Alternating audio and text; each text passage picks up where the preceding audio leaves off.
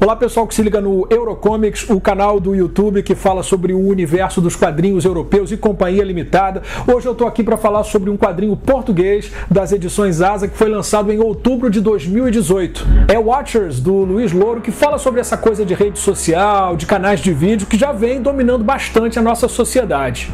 Watchers se passa numa Lisboa futurista, mas que mantém o charme de seu tradicional e clássico estilo arquitetônico e também dos seus azulejos. Neste curioso e deslumbrante cenário lisboense, animais selvagens existem em miniatura e podemos acompanhar o trânsito de mini automóveis flutuantes com estilo também retrô.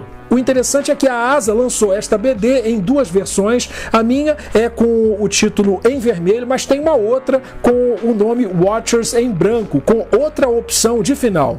E o Watchers conta a história do Sentinel, um sujeito que na verdade é um Watcher, que usa a plataforma online People Watching, bisbilhotando a vida de todos com seus minúsculos drones Raptors e alcançando um número inimaginável de visualizações em seus vídeos. E o Sentinel não mede esforços para conseguir imagens chocantes, produzindo conteúdo de gosto duvidoso, agressivo e interferindo bastante na intimidade das pessoas. E na verdade ele é um rapaz que passaria por qualquer jovem normal e que interage perfeitamente com a turminha dele do bairro, sem que seus amigos saibam que andam com uma celebridade. Mas nessa de gravar os melhores vídeos, tudo tem limite. Mas o Sentinel parece não enxergá-los e poderá pagar caro por isso. Watchers é um HQ com traço diferente, bem característico daquele do Luiz Louro, que dá um passo à frente naquilo que conhecemos como canais de vídeo, atualmente amplificando seus efeitos para uma dimensão sombria. E fica aqui a pergunta: até onde você iria para alcançar mais views numa sociedade que aparentemente perdeu a noção de realidade física, da compaixão e das regras de convívio? Então é isso, gostei muito de Watchers, das edições Asa de Portugal. Muito obrigado por nos terem enviado essa fantástica BD, e eles aproveitaram para mandar pra gente também essa outra aqui, que é Dindelmônaco, o Cemitério dos Elefantes, do Luiz Louro, em parceria com o Tosé Simões, de 2015, que é o 8º volume de uma série muito bem humorada, que faz muito sucesso em Portugal e que eu conheci há muito tempo em álbuns das edições Futura, mas as da Asa são em capa dura. E quando eu vi, essa capa aqui de Dindelmônaco, eu me lembrei imediatamente dessa outra aqui do Yves Chaland, Le Cimetière des Elephants, tem o mesmo nome, o Cemitério dos Elefantes, da Humanoides Associados.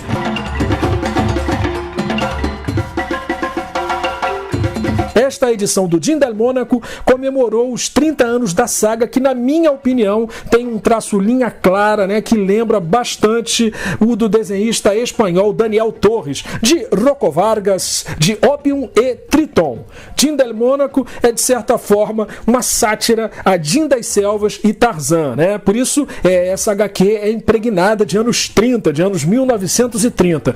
E lendo Dindelmônaco, a gente também lembra de Tintim na África, que é desse mesmo período. As páginas de guarda da HQ, inclusive, também remetem ao destemido herói criado por Hergé. A gente também pode fazer uma comparação entre as páginas de guarda desse Cemitério dos Elefantes, de Louro e Simões, desse Dindelmônaco, com o Cemitério dos Elefantes do Yves Chaland. Gente, é muito parecido.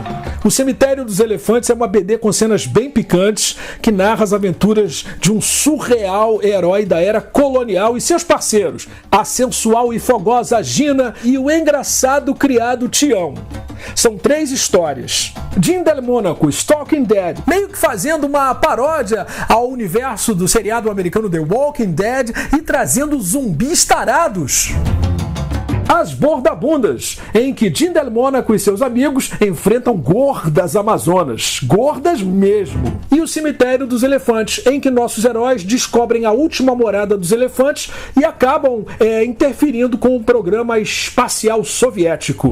E é justamente o Cemitério dos Elefantes que tem a ver com aquele Yves Chaland que eu já mostrei aqui, que também se chama o Cemitério dos Elefantes, mas que veio antes. Pois é, mas voltando aqui ao nosso Dindelmônaco, todas as suas histórias se passam numa África imaginária. E esta BD aqui, ela tem 64 páginas, é cheia de extras, com fotos muito interessantes, entrevistas, esboços, curiosidades e depoimentos, em que os autores também aproveitam para contar um pouco da origem de tudo, lá, né, que aconteceu lá na metade dos anos 1980. Só para lembrar, a Asa ainda publicou, depois desse, um 9º volume de Jim Del Mônaco, que se chamou Ladrões do Tempo.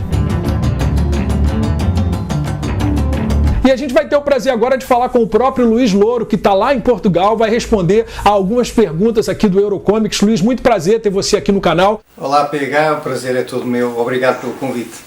Para começar, queria saber como foi criar um quadrinho, uma banda desenhada baseada nesse mundo dominado por views em canais de vídeo e bastante distanciado assim da realidade física, né? O Watchers foi um caso muito especial. Surgiu primeiro todo o ambiente em volta da história e só no fim surgiu o argumento. Normalmente é ao contrário. Primeiro fazemos o roteiro, como vocês dizem, e depois planeamos tudo em seu redor. Neste caso foi ao contrário. Há mais de um ano que eu tinha todos estes ambientes de Lisboa, com esta Lisboa fantasista, com os carros voadores, as árvores a saírem dos prédios e tudo mais. E faltava uma história. Que história é que se enquadrava em todo este ambiente? E andei alguns meses à procura, o que é que eu posso fazer, como é que eu vou criar uma história que fique bem aqui, que seja fantasiosa ao mesmo tempo, mas que tenha força, que tenha impacto e que seja atual. E finalmente surgiu a ideia das redes sociais, assim de um momento para o outro, quando eu já estava a entrar em desespero, e surgiu esta ideia de brincar um bocadinho com esta dependência das redes sociais. E foi a partir daí que tudo disparou a uma velocidade alucinante. Em menos de um mês já tinha o argumento feito e já estava a desenhar a primeira página. E vendo esses carros muito legais que ficam flutuando, sobrevoando os céus de uma Lisboa futurista, eu estou vendo que você é um fã de automobilismo. Como é que foi a pesquisa, né, para criar esse estilo antigo e ao mesmo tempo moderno desses carros? Em relação aos carros, é engraçado porque há uns anos atrás estava a pesquisar na net e encontrei estes microcarros que achei um piadão por serem pequeninos, por serem clássicos, e achei que iam ficar muito bem numa banda desenhada ou numa qualquer tipo de ilustrações. E os Watchers foi o projeto ideal para enquadrar estes carros numa Lisboa que ao mesmo tempo é futurista, tem carros voadores e tudo mais, mas é vintage. E então foi uma questão de utilizar precisamente estes modelos antigos para sublinhar este aspecto vintage que aparece também nos transportes públicos, aparece em algumas marcas, algumas lojas que já desapareceram, e inclusive é nos bairros típicos de Lisboa que eu utilizei, tentando fugir desta Lisboa mais moderna que toda a gente conhece hoje em dia. Luiz, como é que surgiu a ideia de criar 2 quadrinhos, 2 BDs, cada uma com um final diferente? Em relação aos 2 finais, isto foi uma conversa que eu tive com um amigo meu há mais de 20 anos, quando fomos a Angoulême, e em conversa, ideias para aqui, ideias para lá, ele sugeriu por que não fazer uma BD com 2 finais diferentes. Eu achei interessantíssima a ideia, mas não tinha nenhum projeto em mãos que se adequasse, e essa ideia ficou-me na cabeça durante 20 anos. E agora, quando comecei a preparar os Watchers, logo de início foi uma das coisas que eu pus, este vai ser o projeto para ter 2 finais. E toda a história partiu desse pressuposto, logo de início, em que tinha mesmo que ter estes 2 finais, porque era uma ideia que ficava perfeita neste argumento tão atual, e acho que funcionou muito bem, e pronto, e mais uma vez tenho que agradecer ao Abílio por esta ideia fabulosa que ele me deu já há mais de 20 anos. Luiz, você acha que um dia o mundo pode se tornar parecido ou igual a esse que você apresentou pra gente em Watchers? Ok, em relação a essa questão, o mundo ficar como está nos Watchers, eu não acho que há a possibilidade de ficar, porque já está. As pessoas hoje em dia já são dependentes das redes sociais, dos likes, das visualizações, as pessoas já fazem tudo em função das redes sociais, é uma triste realidade, e são capazes de fazer tudo para ter mais likes. As pessoas hoje em dia dão-me ideia que chegam ao ponto de viajar para um sítio, não pelo prazer de estar nesse sítio, mas para poder tirar fotografias e pôr nas redes sociais para os amigos e para os seguidores verem que estiveram no sítio e para poderem ter mais likes, mais visualizações, não pelo prazer da viagem em si. Portanto, tudo hoje em dia é feito em função das redes sociais e isso preocupa-me e assusta-me, não um bocadinho, mas muito mesmo. E sobre Gin del Mônaco, como é o seu trabalho com o Tosé Simões? Você costuma dar muitos palpites nos roteiros? Com o Tosé Simões é engraçado porque nós temos uma relação muito próxima, uma vez que somos amigos desde garotos. É claro que eu dou sugestões no roteiro, dou ideias para histórias, tal como ele me dá a mim sugestões de personagens, de desenhos, de cenários. Temos esta relação. Eu não consigo funcionar com uma colaboração hermética onde dá o argumento de um lado e o desenho do outro. Não, são duas partes de um todo, portanto tem que se misturar, temos que participar os dois nas duas coisas.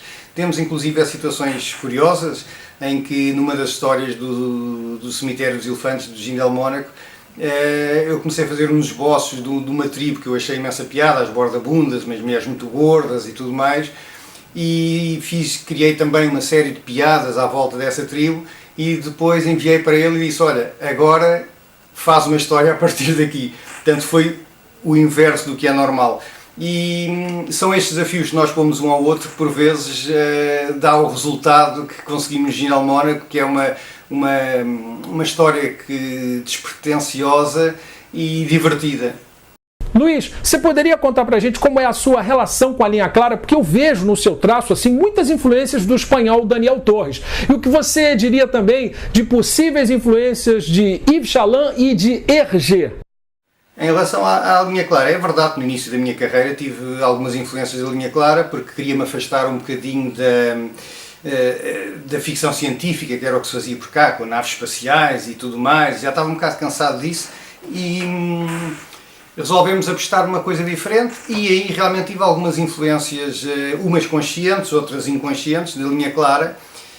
Influências essas que penso que ao longo dos tempos se acabaram por dissipar um bocadinho, não só por eu ter feito o meu próprio caminho, criado o meu próprio estilo, que felizmente hoje em dia é bastante reconhecível pelos meus leitores, mas porque também deixei de ler banda desenhada, cansei-me um bocadinho da banda desenhada e comecei nos tempos que tenho livres, gosto de ver cinema, ver televisão, séries, gosto de ler e portanto é daí que vêm as minhas influências da literatura, do cinema, tudo mais.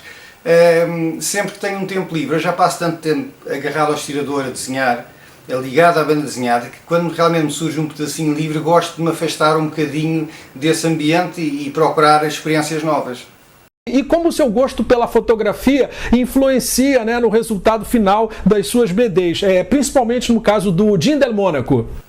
Em relação ao gosto pela fotografia, está presente em todos os meus trabalhos, é evidente, mas no Gin del Mônaco, curiosamente, se calhar é o que tem menos influência. Não só eu fui à África fotografar várias vezes depois de já ter feito o Gin del Mônaco, portanto quando o fiz nunca tinha ido à África, vem tudo do meu imaginário, dos filmes que eu via do Tarzan quando era miúdo, em criança.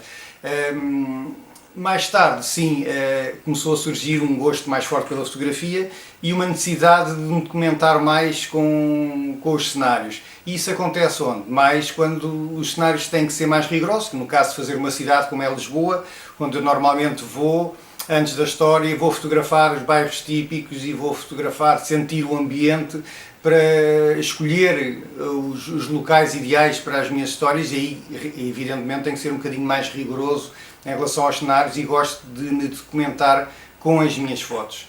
No caso de Gin del Mônaco é assim um bocadinho mais do imaginário, não é tão preocupante, excetuando os animais e tudo mais. É uma coisa que surge mais da cabeça, não há necessidade tanto de um registro fotográfico. Em termos de influências, realmente o Watchers talvez seja aquele álbum onde eu fui buscar mais influências ao meu trabalho fotográfico, uma vez que eu faço também muita fotografia de fantasia, e foi a partir precisamente dessa fotografia que me começou a dar a vontade não só de voltar a desenhar, mas de criar um ambiente semelhante ao que eu estava a fazer nos meus trabalhos fotográficos na banda desenhada. Luiz, quando vai sair o volume 10 de Gin del Mônaco e o que a gente pode esperar dele? Quanto ao Gin del Mônaco, claro que eu gostava de chegar ao 10, é um número redondo, é um número muito mais interessante do que o 9, não é? e acho que o Ginelle Mónaco merece. Mas num futuro próximo ainda não tenho assim ideias do que é que possa surgir, mas eu gostaria de o fazer. Neste momento estou a terminar a sequela do Watchers, o Sentinel, e portanto só depois disso é que podemos ver o que é que o futuro nos dirá. Então é isso, mais uma vez obrigado a você, Luiz Louro, por ter dado essa simpática entrevista aqui para o Eurocomics, diretamente de Portugal, e por favor, mande um abraço aí para o Tosé Simões. Obrigado eu por tão simpático convite, por terem lembrado de mim, do lado do Atlântico. É sempre um prazer e mais uma vez um grande obrigado. Então é isso, espero que vocês tenham gostado deste vídeo. Mais uma vez obrigado às edições ASA e até a próxima. Valeu, gente!